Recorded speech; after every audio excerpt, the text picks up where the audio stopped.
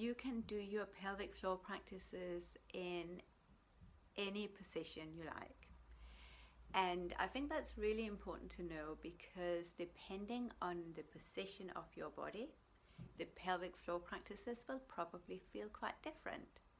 So say you are in a squat, your pelvic floor muscles stretch out, so it might be more difficult to engage them, but easier to really focus on that the release of the pelvic floor.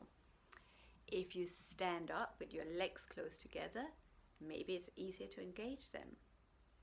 So I think it's really nice to just move around and practice and work with your pelvic floor. If you find it's really challenging to connect and work with any kind of pelvic floor practices, then we can use just the law of gravity. Because if your pelvis is high, literally your bum can stick up in the air like a child's pose. You can be kneeling and the head can be on the floor, your hips can be high.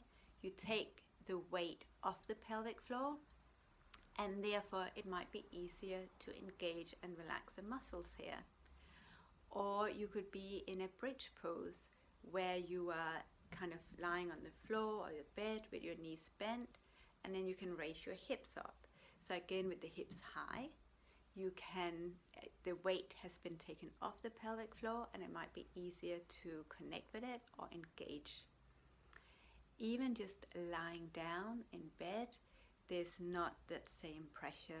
So it's definitely worth trying different positions, especially if you find it difficult to engage with your pelvis. See if you can take the weight off the pelvic floor and then start to practice from there.